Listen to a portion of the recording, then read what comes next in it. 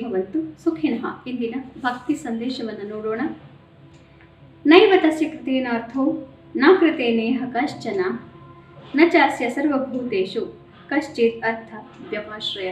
ಇಂತಹವನು ಯಾರು ಭಗವಂತನ ಸೇವೆ ಅಂತ ಹೇಳಿ ಪ್ರತಿಯೊಂದು ಕೆಲಸವನ್ನ ಯಜ್ಞ ರೂಪದಲ್ಲಿ ಮಾಡ್ತಾನೋ ಅಂತಹವನಿಗೆ ಕರ್ಮ ಲೇಪ ಇರೋದೇ ಇಲ್ಲ ಅಂತ ಹೇಳಿ ಆಗಿದೆ.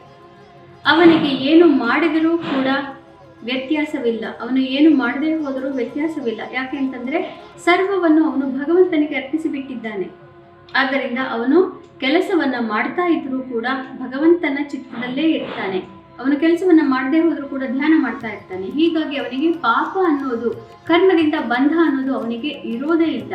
ಹೀಗಾಗಿ ಅವನು ಏನು ಮಾಡಿದ್ರೂ ಅಷ್ಟೇ, ಮಾಡದೇ ಹೋದ್ರೂ ಅಷ್ಟೇ, ಅವನು ಸಂಪೂರ್ಣವಾಗಿ ಮೋಕ್ಷ ನಿರ್ಲಿಪ್ತತೆಯ ಕಡೆಗೆ ಹೊರಟಿರ್ತಾನೆ. ಅಂತವನು ಅತಿ ಶ್ರೇಷ್ಠನಾದವನು.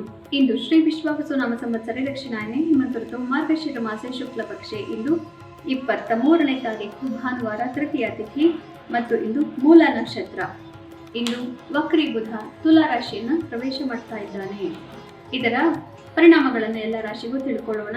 ಮೇಷರಾಶಿಯವರಿಗೆ ನೀವು ಇವತ್ತು ಮುಖ್ಯವಾದಂತಹ ಕೆಲಸ ಕಾರ್ಯಗಳಲ್ಲಿ ಯಾರೊಡನೆ ನೀವು ಮಾತುಕತೆಗಳನ್ನು ಮಾಡ್ತೀರೋ ಅಂತಹವರಿಂದ ತೊಂದರೆಗಳುಂಟಾಗುವಂತಹ ಸಾಧ್ಯತೆ ಇರುತ್ತೆ. ನೀವು ಆಡುವ ಮಾತಿನಿಂದ ಇವತ್ತು ಸ್ವಲ್ಪ ಕಷ್ಟದಲ್ಲಿ ಸಿಕ್ಕಾಕೊಳ್ಳುವಂತಹ ಸಾಧ್ಯತೆ ಇರುತ್ತೆ.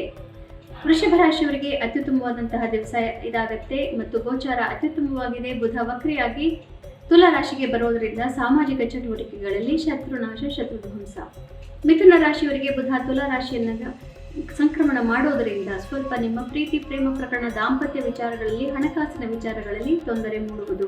ಕರ್ಕ ರಾಶಿಯವರಿಗೆ ತುಲಾ ರಾಶಿಗೆ ಬುಧ ಬರೋದರಿಂದ ಮನಸ್ಸಿಗೆ ನೆಮ್ಮದಿ, ಸಂಸಾರದಲ್ಲಿ ನೆಮ್ಮದಿ, ತಾಯಿಯೊಡನೆ ಸೌಹಾರ್ದ ಇವೆಲ್ಲವೂ ಪ್ರಾಪ್ತಿಯಾಗುತ್ತೆ.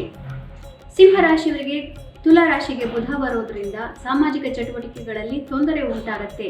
ಮಾತುಕತೆಯಿಂದ ನೀವು ತೊಂದರೆಗೆ ಸಿಲುಕಿ ಹಾಕಿಕೊಳ್ಳಬಹುದು. ಕನ್ಯಾ ರಾಶಿಯವರಿಗೆ ತುಲಾ ರಾಶಿಗೆ ಬುಧ ಬರೋದ್ರಿಂದ ಮನಸ್ಸಿಗೆ ನೆಮ್ಮದಿ, ಸಂಸಾರದಲ್ಲಿ ನೆಮ್ಮದಿ ಹಾಗೂ ಧನಾಗಮ ಕೂಡ ಸಾಧ್ಯ. ತುಲಾ ರಾಶಿಯವರಿಗೆ ಸ್ವಲ್ಪ ಕಷ್ಟಕರವಾದಂತಹ ಗೋಚಾರ ಇದಾಗುತ್ತೆ.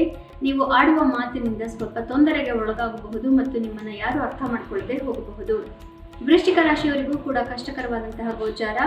ತುಲಾ ರಾಶಿಯಲ್ಲಿ ಬುಧ ಇರೋದ್ರಿಂದ ಕೆಲವು ಮಿತ್ರತ್ವಗಳಲ್ಲಿ ಒಡಕು ಜಾಸ್ತಿ ಆಗಬಹುದು.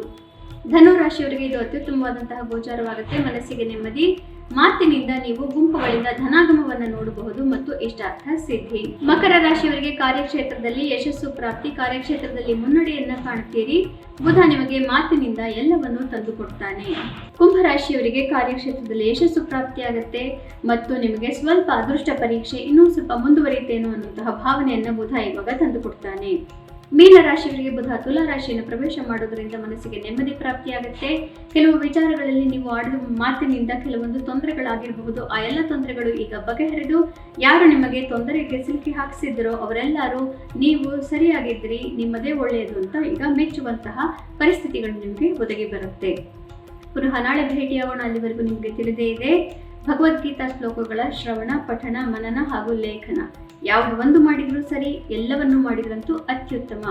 ಈ ಜನ್ಮದಲ್ಲೇ ಮಾಡುವಂತಹ, ಮುಂದೆ ನಮಗೆ ತಿಳಿಯದೆ ಮಾಡುವಂತಹ ಕರ್ಮಗಳಿಂದಲೂ ನಾವು ಸಂಪೂರ್ಣವಾಗಿ ಮುಕ್ತಿಯನ್ನ ಪಡೆಯಬಹುದು. ಭಗವದ್ಗೀತೆಯನ್ನ ಎಲ್ಲರೂ ಕೂಡ ಶ್ರವಣ, ಪಠಣ, ಮನನ, ಲೇಖನವನ್ನ ಮಾಡಬೇಕು. ಎಲ್ಲರಿಗೂ ಶುಭ ಮಸ್ತು. ಶ್ರೀಕೃಷ್ಣ ವಿಜಯತೆ.